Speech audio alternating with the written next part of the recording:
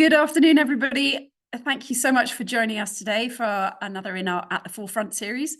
We are delighted, as ever, to be joined by some leaders from one of our portfolio charities, SAMEE, and I will give you a little bit of introduction to them in a minute, but basically I'll let them introduce themselves. But before we start, just wanted to say, we are the Fore. I think most of you know who we are, but we are a venture philanthropy funder, so we support exciting, innovative small charities and social enterprises with a wraparound range of funding and skills support.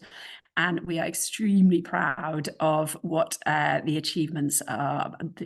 The achievements are of our portfolio charities, and this series is basically about giving them a platform to talk about what they do, to connect with hopefully other charities that are interested in what their activities are and how they're doing things, as well as potentially other interested parties. So we're just going to have a really, hopefully interesting and relaxed chat about what SAMEE are doing. It's pretty impressive, and give you some chance as well to ask lots of questions at the end if you'd like to. So I am delighted to be joined by Sam and Wayne, who are the founders of SAMEE. SAMEE is a disability support charity based in Dorset, and they have a really effective and interesting and innovative solution to the disability employment gap. They are, I will let them tell you a bit more about this, but they are basically training people with disabilities to become self-employed, which has a hugely higher success rate in their words than a lot of other type of disability employment support schemes. And we are supporting them at the moment to scale out what they're doing further across the country, because they are inundated with demand, not just from within Dorset, but also from across the southwest and the southeast, and I think even further afield. I remember you telling me when we last spoke, Sam. So we'll talk about that in a minute. But Sam and Wayne, thank you for being here with us today. I'd love you to tell everybody a little bit about what your personal backgrounds are professionally, and why you came to be involved in SAMEE. What inspired it? You can go first. Oh, thanks, boss. Right, okay. So, hi, I'm Sam Everard, Chief Exec and founder of the SAMEE charity. I will say, in all honesty, I have ME. It is Friday, so I'm going to be probably a lot slower with my words than normal, and Wayne will interrupt me when I get things wrong. So please forgive me. It is Friday afternoon. SAMEE was founded in 2015, became a registered charity in 2016 to support those that were furthest away from the job market into self-employment. The main reason being I was on European funded projects, and we had sort of 15-16 weeks to get a disabled person self-employed to achieve performance indicators, and I don't believe that they should be rushed. So SAMEE was set up to allow us to have the time that we needed to work with people for as long as they need to provide holistic support as well as self-employment support. I have come at this from two angles. Number one, obviously the disability. Number two, my daughter's disabled. And so I've also seen it from a parent's point of view when a child has been kind of pigeonholed and boxed when they need to explore their options. So that's me. Yeah, and I'm Wayne. I'm the deputy CEO, so basically cover for Sam whenever she's not feeling it or having a bad day. And funny story, how do we know each other? Well, we've known each other for about 25 years, and we're both ex-Prince's Trust. So we both used to have our little businesses with Prince's Trust when we were younger, and I was lucky enough to then work for the Prince's Trust as well. Met the Prince, well, King as he is now, and that was pretty cool. And it's important to say that because a lot of what we do has a very, very strong DNA that harks back to what the Prince's Trust do in terms of their enterprise program. So other than I'm responsible for like grant applications, I'll definitely be talking about things like that. Stay tuned, everyone. That's an interesting subject to talk about. And also on impact reporting as well. And I make incredibly good cups of tea, but my barista skills need work. Thank you both. That was a fantastic introduction. So could you go into a little bit more detail about the problem that you're solving? I mean, we all know that there is a massive disability employment gap, but just could you kind of explain to those of us who aren't as embedded in the subject as you guys are, exactly why what you're doing is so needed? Okay, so we are working very much with the 18 to 25-year-olds at the moment with our new programme. The reason being that those that are in school with an education healthcare plan that are unlikely to get qualifications or are able to move into a traditionally employed role kind of get dropped off the cliff edge when their education healthcare plan ends at 25. So we're working quite closely with that younger age group at the moment to actually ensure that when that happens, they've got that move on and they've got something that they can work towards. We do an awful lot of work in schools as well with younger age groups, and it's just about raising aspirations. So they might have been told no quite a lot, or they might want to do something, they've got a skill or talent that we can help develop, and then they can actually move on and take that into a self-employed role to make themselves more self-sustained. I think our biggest concern, especially with my daughter, is she was in college till she was 25, hence the drop-off thing that I know about. And she's currently kind of sat on the couch and nobody really wants to employ her because they can't look past their disabilities. And even with reasonable adjustments in place, there just isn't that position for her. Whereas if we allow her to do her artwork and her kind of all the more creative stuff that she can handle, we can then develop her and then she can actually have that independence. So I think that's what it's about. It's about that more independence. Wayne? Yeah, I'd say one of the things that's maybe slightly unique about us, although I'm sure many of you guys do this as well, is literally in terms of time and support. So we're in this for the long term. You know, we're working and supporting some beneficiaries, I mean, about 4 or 5 years in duration, and they're all moving forward at the rate that they can move forward. So this isn't one of those kind of like 12-week programs where you're expected to set up and run your business in 12 weeks. I mean, that just doesn't really necessarily work. It might work for some, but many people in the disabled community, that kind of level of support isn't enough. So for us, it's long-term support. And also we kind of like treat the amount of time that we spend with people a bit like a mobile phone minutes contract. You know, literally we'd say, you know, let's say 20 hours support, but you use that 20 hours however you want. So it might be a phone call for 10 minutes. Brilliant. It might be an hour and a half. It's so flexible. Really focus on flexibility to make sure that whoever we're working with, it's their needs come first. And I think the other thing that we do, which is a little bit different, is we take the holistic view first. I know I've got I can see two of my advisors sat on the call, so I might drop them in a minute. But they're very much, one of them sprinkles fairy dust because it's very much about us removing the challenges that they face. So we've had one young person where they've not been able to use Zoom very much. And I know, I'm going to name her, Linda, that's on the call at the moment, has spent quite a lot of time just building up that client's trust with using an internet platform. And that's involved being on the phone to them while they're online, on the screen, using their parents while they're on the screen, and just slowly building it up. And then when the rapport was built, the young person wanted to show Linda where they were on holiday and showed them some pictures that they'd drawn of a garden. And instead of going, that's not your self-employment idea, we're here to focus on customer service and marketing, Linda's encouraged that kind of holistic, that tell me about yourself, that narrative. So as the young person's hit more and more challenges as they've developed their business, Linda's got a full understanding now of how she can work with him so that it actually encompasses a whole rather than just let's just concentrate on your marketing plan. And I think that's where we're very different. Every member that, or every person that works with us is more like, it's almost like family, friend, because we want to encourage that trust and rapport. Definitely. In terms of like the types of businesses, because I bet a lot of you are thinking, what type of self-employment? It is so wide ranging. I mean, we've got people, cake makers. There's a new person actually who's literally hand makes country and western hats, like Wild West hats. Absolutely incredible. I mean, I've seen, oh, in fact, I've got to get one. I've just got to get one. They're really cool. And then we've got people at dog walking business, jewelry makers, gardeners. It's literally across the board.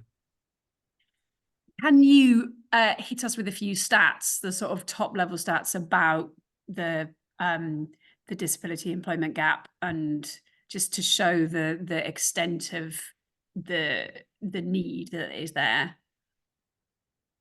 I'm going to say no because it's Friday afternoon and you didn't pose me with that. Yeah, Sorry, I didn't. because I've got that I'm somewhere as well. going to steal one of Susan. I can Yeah. see the 48%, there you go, consider themselves to have some sort of disability. I think with the disability employment gap, although it is there and it's growing bigger, it's also about those that self-identify with a disability rather than those that are named with a disability.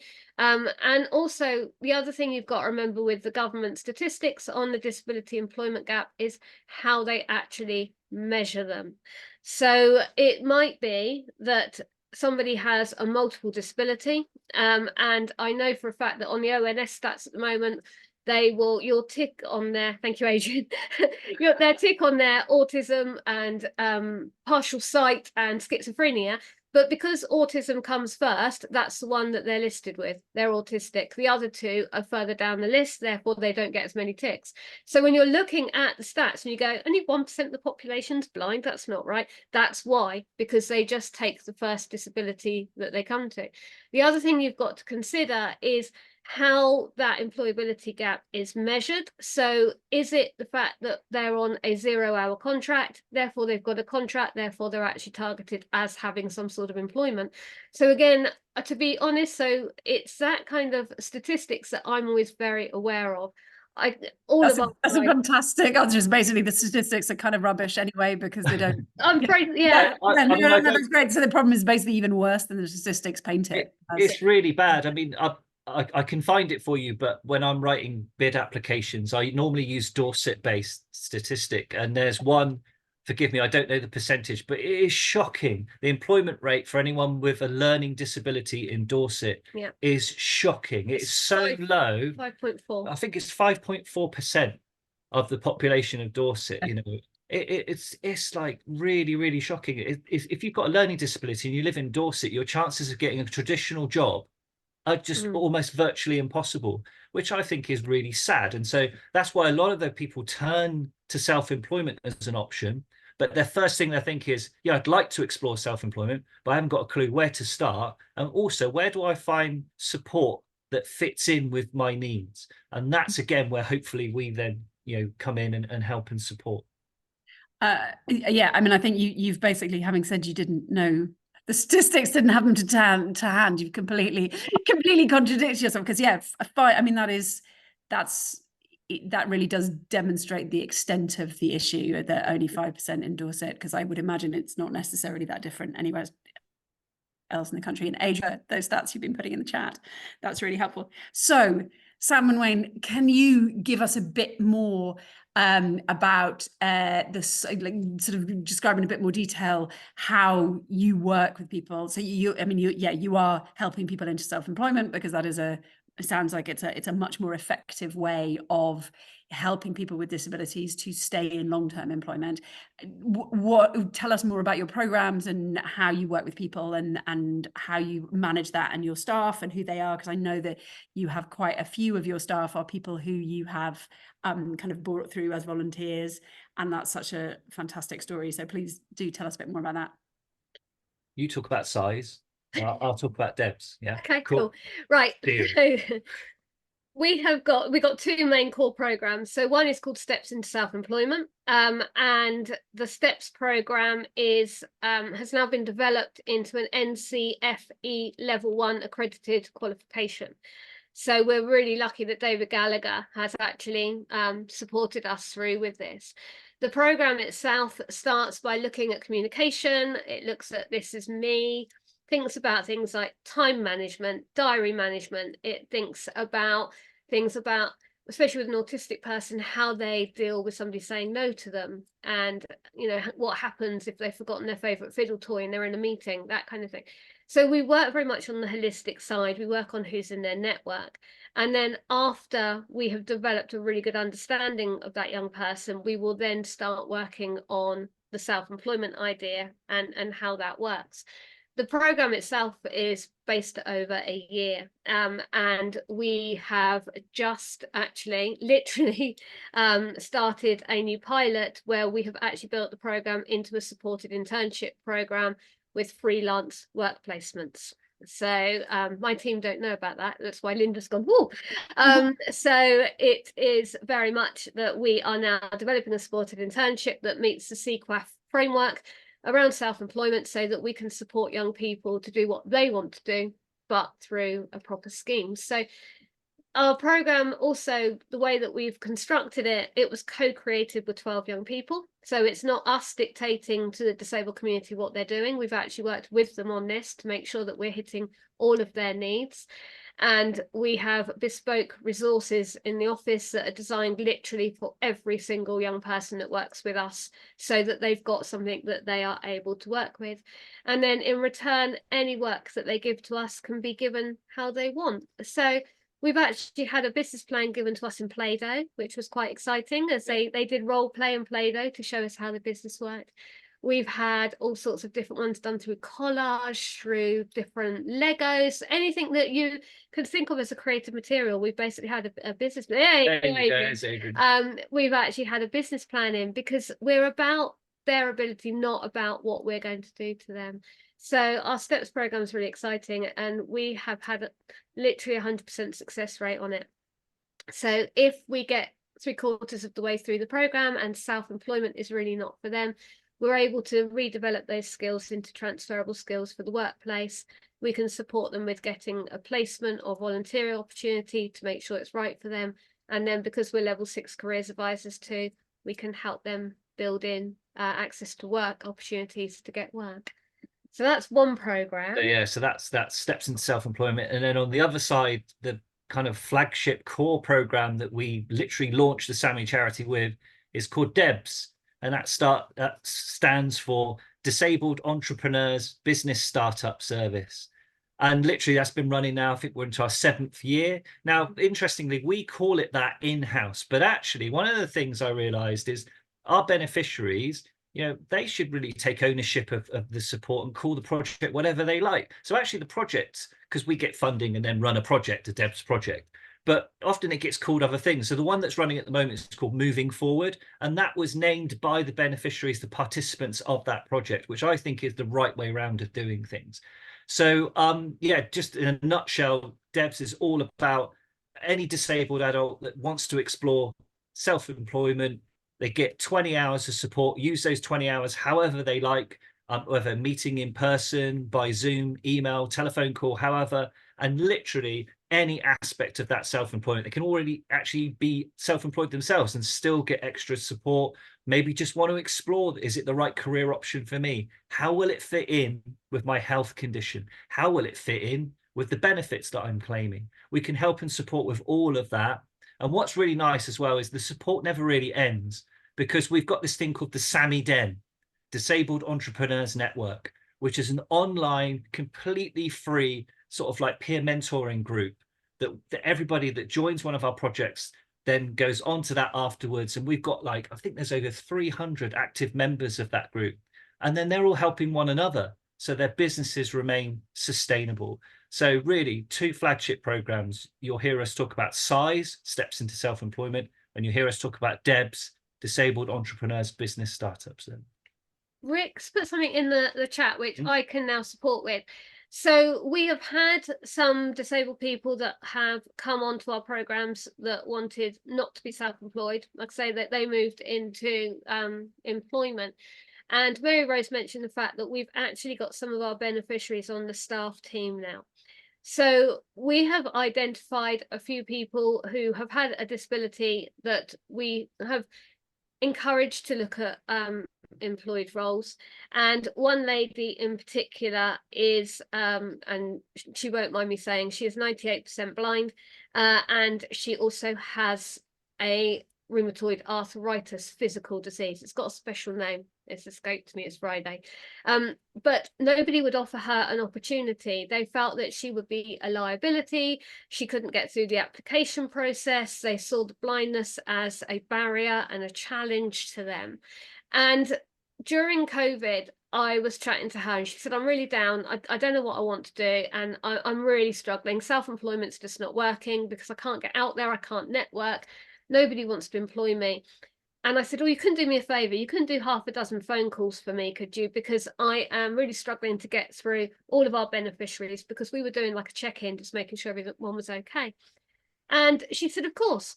And she did half a dozen phone calls and then ended up being employed for us for about 10 hours a week, and is now working her 16 hours a week with us and supporting on some of our programs, because her main role is making phone calls. So just by giving her something that she can actually do, that she enjoys doing, because she can talk for England, nobody needs to know about her disability. And she's such a different person. She's confident now. She's getting quite chatty. She challenges us on decisions. It's brilliant. So it's about just making sure that we can do that kind of work. And when it comes to things like interview processes, things like making sure that perhaps if a young person or a disabled person wants to bring a friend with them, or a colleague, or a advocate, allowing it to happen, you know, don't say no. We had one, actually, he wanted to come to us. He came to volunteer in our office, autistic young gentleman, amazing guy. And all he wanted to do was work in a solicitor's office and do the inputting of data, because he could remember parrot fashion all of the case numbers. So if you said to him, name me a case about somebody that broke a leg in Antigua, he'd give you all the case numbers. It's incredible. And he said that's what he wanted to do, but he couldn't get past the interview process. So we found a job role that he could do. He went for interview, he didn't get the job, and I made a call in to ask why. And the reason was that he'd come across quite abruptly during the interview. He'd challenged them. He wouldn't keep eye contact. He'd fidgeted. They didn't like it. They couldn't handle him, and they didn't think he'd fit in the team. So I sent them a spreadsheet that he'd done for us. And trust me, it was 1 million columns by about 2 million rows, with inputs of photographs and data and tables in cells. It's incredible. I said, this is what you've just turned down. And they went, wow. I was like, yeah, can we do a interview where you give him a task to do and see how he gets on? He's still there now, 3 years on, because they've recognized. So sometimes it's about talking to the candidates and looking past that piece of paper. I know when I write a charity bid, if you ask me to write it on paper, forget it, I'll never get the money. If you ask me to talk about what we do, I'll get the money every time. And I think that's what needs to happen. We need to be able to do more video interviews. We need to be able to do more where people can be creative and actually do about the interviews that way. environment, isn't it? Yeah. The environment needs to be more accessible, and the workplace needs to be far more inclusive. We've got questions. Yeah. Someone had their hand up as well. I don't know if they wanted to pitch in with something. Feel free if you do. If not, Mary, I can't hear you. Did you put her earphones in? Yeah. Feel that we've got some good questions coming in on the chat, but can I ask you before we move on to those, just about how many people have you supported and are you working with, and what are your, I mean, you're looking at expanding, what are your plans? Looking at expanding. When I set the charity up, I wasn't allowed to go to anything that other than the countries, the towns that began with B. So I was allowed Bournemouth, and then I went to Birmingham, Bromsgrove, Bromley, Birmingham, and the trustee board went, what's that word? Mad. We have currently worked with just over 1,600 since we started. 1 in 4 are self-employed. And when we looked back at the stats, 68% of the guys in the first year, 2016, when we started, are still trading now. The way that we want to expand is by taking the STEPS program nationally, especially the new internship model. And we have got advisors across the UK. In fact, there's 26 of us at the moment working on that to make that happen. It's been an incredible journey so far, and that STEPS program is definitely the way forward. We have gifted that program to the community because we are a charity, and I never started this to make lots of money. So we have gifted that program to the community, and they just pay us for a registration fee, which goes direct to NCFE. So I think that's kind of our expansion plans. I can tell you, because I've just done the year-end accounts, that this year we have had the best part of 400 referrals. And we have worked, the team have worked with just over 780 people this year alone. So I know that we are, and as the government are making more decisions around employment programs and benefits, those inquiries are going up and up and up. And it's worth mentioning again, you know, problems. We had austerity, then we had COVID, then we had flipping cost of living and blooming wars going all over the place. I mean, you know, the chances of someone who has a disability of trying to find employment in this kind of environment is really, really, really difficult. And so it's no surprise that they think, okay, what other alternative options can I consider? And then self-employment becomes quite a big one. And that's why for us, referrals are increasing exponentially. And so this is, as a chat was a question in the chat, but it's also one I think I was definitely going to ask it, but I think everyone will be really interested in is how are you funded? He's a good bid writer. So we have Reaching Communities money, which we're really grateful to Lottery for. Obviously we have the Money for You that is paying for our partnership manager to help to grow that. We're also very lucky in the fact the internship model of our STEPS program is funded through Education and Healthcare Plan. So that gives us the opportunity to actually work with the councils and do that. But most of our money is grant and trust funded. So we have, so Wayne spends most of his life writing pretty much bits. every day. Yeah, every day. Right. In terms of how many applications, I mean, we might talk about this a bit later when we get onto the whole funding thing, but I wrote, I think, 32 applications for grants last year, and we got 18 of them, which, trust me, that is an incredible strike rate. But then, to be fair, I've been learning this craft for 7 years. When we first started, I think I wrote 120 bid applications and we got 10. Yeah. So you just learn how to get better and better. But it does help if you learn from a guru, and get your pens and paper ready, people, because I learnt my bid writing skills from an incredible guru. His name is Tony Wallace, Wallace. Find him on LinkedIn. He does an awesome course on how to do bid writing. Trust me, it will change the way you write your bids. That's extremely helpful tip, I think, for people. I mean, I think let's expand on the funding topic while we're on it. I know, Wayne, have got a lot of strong feelings and thoughts about the way that funding is awarded and the challenges in terms of continuation funding and, you know, how you navigate the fact that, you know, you in this sector, you come to the end of a bid and you're kind of back at square one. Is there any thoughts or observations or ideas that you would like to share, or would like questions you might want to ask of the audience about this sort of thing? Yeah, sure. I mean, I don't know how everybody else feels on here, but like one of the things that drives me absolutely crazy when it comes to writing bids and applications is you'll notice that all these charitable organizations, they always want something new, something innovative. It's got to be new. It's got to be something groundbreaking and new. Now, what annoys me is that we've got an absolutely impactful program. Well, two. We've got the Steps into Self-Employment and DEBS. They both guarantee make impact. You know, so they're actually ticking the boxes of many of these charitable organizations, and yet you'll get 1 year of funding, or it'll fund one project, maybe one cohort.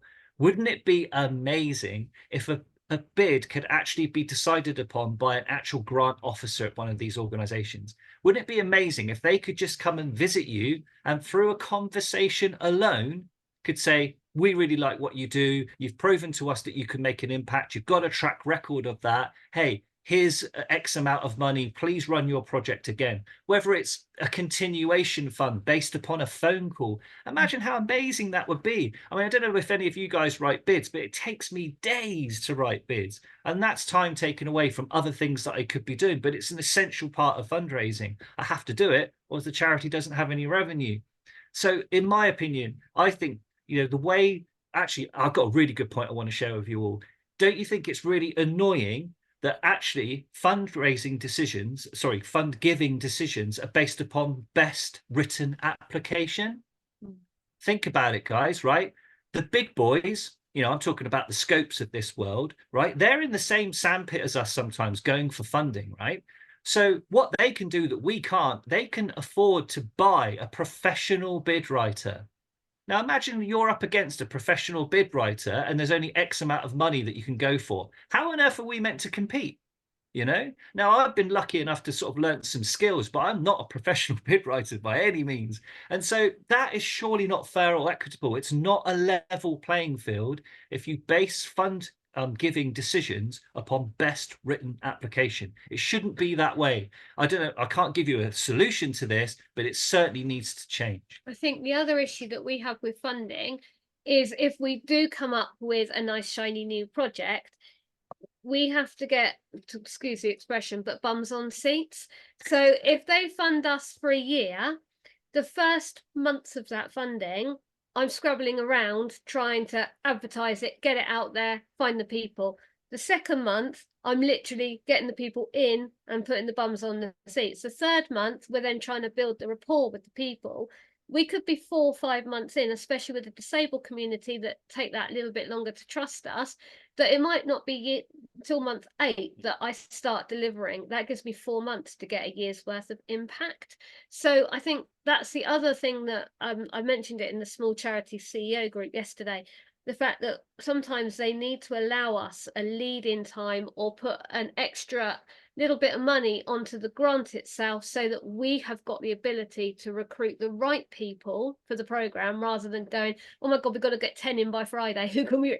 It doesn't allow us that opportunity. I've got to say, right, the chat's gone mental. Get in there, brilliant, right? Because this subject, I love it. I could talk about this all day, and I'm really militant about it, man. Someone has put in there. Oh, it's gone now. Thanks, but it's something about disproportionate to. Right, I can really share this with you. I share your pain, my friend, because like you are right. I wrote an application form that was like the length of your arm down the road and round the corner for £1,000. Right now, forgive me if any of you guys here think £1,000 is an awful lot of funding, then fair play, right? But £1,000 and you've got to give a pint of blood as well as a written application form for £1,000. It's ridiculous. Whereas you can do an awards for all, national lottery, 3 questions. That's just it. 3 questions and up to 20,000. It's disproportionate. I share your pain. And I've just put something in the chat as well. It's also the fact that when we tell our narrative, and I expect Suzanne Noble will agree with me on this, is we talk about putting people into self-employment, helping them get a job, helping them get an independence. But sometimes funders presume that that's a job that job centres should just do. So they're like, oh, I don't job centre do it. And it's like, I get this, but it's still the fact that we've got to try and persuade them that we can do something different to a job centre and actually get that result. And I know that there's other organisations out there as well in similar fields that have the same thing. It's how we tell that narrative so that it doesn't sound like we're offering a public service. Yeah. And I think what you're doing is so much more than any job centre could ever be able to offer in terms of the trust that you're building and the relationships with your clients that you are, and the people attending your programs. Yeah, it's such a challenge to I'd love to get you to talk a bit more about working with government and what you feel, where you feel government is doing things that are going well and where you feel they could do a lot better, and some of the thoughts that we discussed when we last spoke about the Disability Action Plan and what you hope is what's really good from it and you hope isn't lost when, I think it probably is more like when rather than if, there is a change of government at the next election. I think the first thing I will say is that I chair the regional stakeholder network for the Southwest. So I actually work within or volunteer within Disability Unit. Please note, volunteer within Disability Unit. The first thing you need to think about with Disability Unit is they will stay in place no matter who the government is. So what they are putting into place now, hopefully, no matter who the government are coming in, will stay in place because they are a civil service. They aren't, it's a bit like job centres, that is how, they work. the disability action plan that has just come out needs to be promoted a bit more. There needs to be more work put into it, and they need to make sure that what they've promised in it happens. And I think with the roundtables that I've seen coming through, there will be some support there. I think when it comes to self-employment and employment programs, the biggest mistake the government made is getting rid of new enterprise allowance. Yeah. Because the minute they wiped that off of the radar, there is no self-employment support out there, really, apart from the likes of Suzanne and us, a little bit of Prince's Trust, although they lost their European funding, so there's not so much Prince's Trust. So between Brexit and European funding disappearing, so the likes of Business Links going quiet because they're not funding, and the growth hubs aiming for the target markets that are those guys looking to employ staff and the bigger businesses, the guys that we work with, which are your little cottage industry people, the people that are over 50 that are disabled, there is no support out there apart from what we're able to offer. And I don't think the government are looking to put back in another new enterprise allowance, so there is still no self-employment support. And that is what needs to change. We need to have something out there that is back in play. I was just going to say, I've just noticed that Dolly has had her hand up, or their hand up, for quite some time. I didn't know whether we wanted to just say something.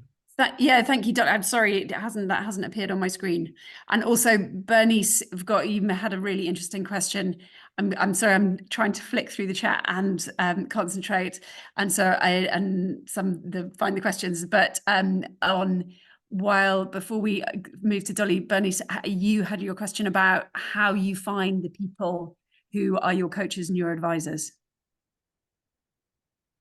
So our coaches and advisors are, I've got to be careful soon there's one on the call, but be nice about that. Most of them have worked within the self-employment world for a while. We have, fortunately, because Wayne and I are quite old, we've both been in the game for about 15 years. So you get to know people and you get to see how they work. Our coaches and advisors have to have the SAMEE way. So when we advertise, we normally do it through LinkedIn and say we're looking for a self-employment advisor. But I'm actually quite picky. If they come to me in a suit with a brand new Mercedes and a brand new Apple Mac, and they tell me that they've run a business for 55 years and I'm not interested. Sorry, Linda. So when Linda came to us and she was like, oh my God, I want to do holistic work. I want to know about their lives. I want to play. I want to give out stickers. I want to give out prizes. Can I do this? I was like, yes, come and join the team. So we're very much that our advisors are nuts. No, we always use this term that we're incredibly maverick. Yeah. Because and so we're very conscious that when we are looking, and I put a call out for self-employment advisors, I do check them out first. But yeah, I normally do it through LinkedIn, to be fair, or through personal recommendation, and meet with them that way. And it's worth saying that we really, Adrian, appreciate this. We live by our values, and one of our values is that we're daring. And we are daring. We try things that other organizations wouldn't even consider, just to see if it works. Yeah. You know, and I think that's great, because you're always pushing the boundaries of support and different ways that you can provide support and all the rest of it. And then sometimes you discover something that's absolutely incredible. We've actually got, like I say, there's 26 on our team. We're disability confident leaders, and yes, we do practice what we preach. I'd say probably 80% of our team at the moment have got a disability or at least lived experience, because again, it's about making sure that the coaches that are coaching our disabled entrepreneurs have got an understanding of disability. So I know that a few of our guys are parents of autistic or neurodivergent people. I know that there's blind, there's deaf, there's old. There's lots of different ones on the team. We've got somebody with ectodermal dysplasia. We've got a couple of people with ME. So we've got one that's deaf. It was Still's disease. Still's disease, thank you. So we do actually make sure that our team have got that experience as well. Hey, and here's another thing as well. Sorry, Mary Rose, just to mention as well, that both of us two also have a disability of some kind. So mine is visual, And Sam, you've got a health condition, haven't you? That is quite severe. So, you know, we even come from that position of understanding and proper empathy. You know, we understand what it's like to try and, you know, hold down a career and also handle, you know, a health condition at the same time. It's not easy. Thank you. Can we, Dolly, I can't see you. Would you like to come on camera to ask your question? I'm so sorry that your hand didn't show up earlier. Hi. Hi, I'm Dolly Galvis. I'm the CEO at the Elfrida Society. We work with people with learning disabilities who can also be autistic and have learning difficulties and physical disabilities and long-term health conditions. We are kind of medium-sized charity, and we've been around for 105 years this year, so we have a long legacy. We do employ a lot of people with learning disabilities, and we have about 70% of our employees being from that group. So it's more or less all of our staff, most of our staff and volunteers. But we kind of offer a lot of support in terms of employing and sustaining that employment. But we've not been able to get into the actual support to get into self-employment or help people to start their own business and kind of do more of that, which will be great. And at the beginning, you mentioned that you want to expand and you want to probably move to other areas and reach more people. So I just wanted to know what your plans are and if you consider partnering with an organization such as ours. Yeah, our plans are, Dolly, that we're going to talk to you after this call. So make sure you give us your number and email address. Yeah, so we are partnering up at the moment. So we are just slowly moving out. I'm quite possessive, I suppose is one word.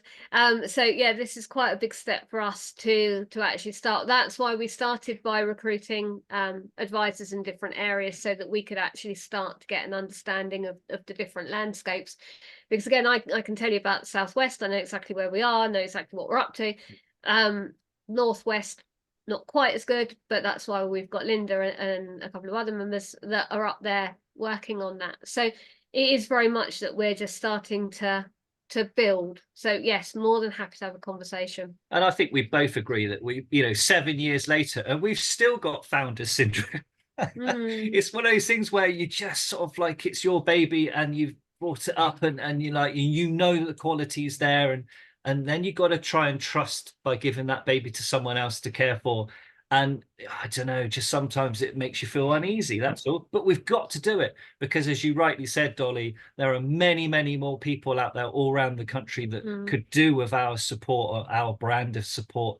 You know, if you're disabled and you want to go self-employed, where'd you go for the support? Where'd you go?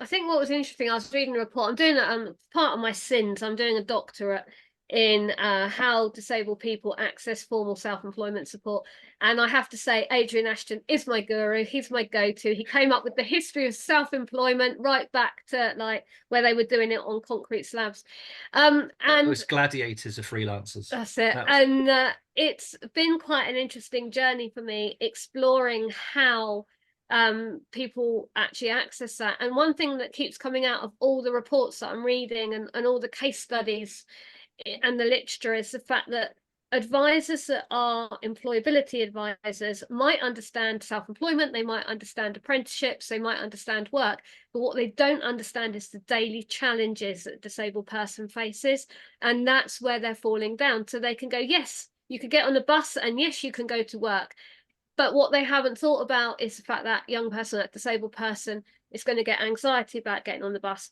What if the bus doesn't come? We had one situation where the bus came and it was during COVID and they only allowed 6 people on the bus, and he always gets the 11:02 into Bournemouth, and they said he couldn't get on it because it was full.